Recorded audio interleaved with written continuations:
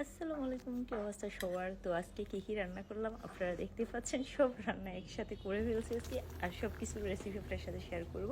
মসুর ডাল ভুনা করলাম একটু টমেটো দিয়ে ঢেকে রাখার পর, এখানে কিছু ধনিয়া পাতা দিয়ে আর একটু পেঁয়াজ বেরেস্তা করে দিয়ে দিলাম। এই যে আমার ডালটা হয়ে গেল। এখানে ইলিশ মাছের জন্য আমি পেঁয়াজ, রসুন, কাঁচামরিচ, হলুদ মরিচের গুঁড়া আর লবণ দিয়ে একটু কষিয়ে নিয়ে মাছগুলো দিয়ে দিছি। তো একটু ঝোল দিয়ে একটু ঢেকে রেখে এখন এখানে দিয়ে দিছি ধনিয়া পাতা। আমার মাছটা হয়ে গেল, এখন আমি সবজি রান্না করব। তো সবজি কী কী নিয়েছেন দেখতে পাচ্ছেন। এগুলোর সাথে কপির সাথে আমি একটা আলু দিব, একটা গাজর আর একটা ব্রোকলির কয়েক পিস নিলাম।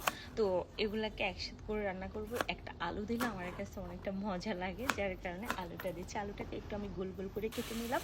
আর এখানে আমার পেঁয়াজ, রসুন আর কাঁচামরিচ, আমি আজকে ঝাল দিই নাই, মরিচের ঘোড়া টোটালি দিই নাই, শুধু কাঁচামরিচ দিয়ে রান্না করতেছি।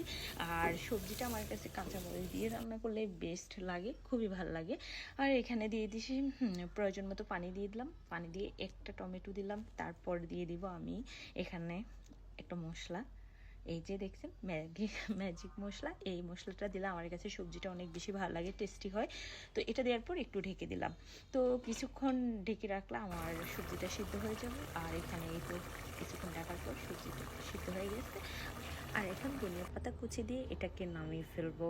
তো আর এখানে আমি এখন মাংস বসাই দিলাম। তো মাংসটা একটু কষানো করে আমি পেঁয়াজ বেরেস্তা দিলাম, কাঁচা পেঁয়াজ আজকে ব্যবহার করি না মাংসতে। তো এখন বেরেস্তা দেওয়ার পর একটু ভালো করে এগুলাকে মিক্স করে নিচ্ছি।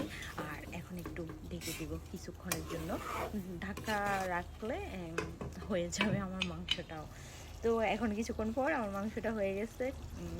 কালারটা অনেক ভালো আসছে, লোভনীয় লাগতেছে। যাই হোক, ধনিয়া পাতা কুচি দিয়ে সেটাও নামিয়ে নিলাম। এখন আমি মরিচের ভর্তা করব, কাঁচা মরিচের ভর্তা। আর আমার এখানে এই মরিচগুলা একদমই কি বলবো এটাকে, কচি, যেটা ঝাল একটু কম। তো ঝাল কমালা অনেকগুলা মরিচ, সেজন্য আমি আজকে ভর্তা করে ফেলতেছি। যাই হোক, ভর্তা বেটে লাস্টে একটু সরষের তেল দিয়ে এটা আমি উঠিয়ে ফেলবো। তো অলরেডি আমার ভর্তাও শেষ হয়ে গেছে, রেডি হয়ে গেছে। এই যে আমার সবগুলো রান্না একে একে হয়ে গেল। তো আজকের মতো এখান থেকে আপনার কাছ থেকে বিদায় নিচ্ছি। ইনশাল্লাহ আগামীকালকে আরেকটা ভিডিও নিয়ে আপনার সাথে কথা হবে। সে পর্যন্ত সবাই ভালো থাকুন এন্ড সুস্থ থাকুন। আল্লাহ হাফিজ, টাটা, বাই বাই।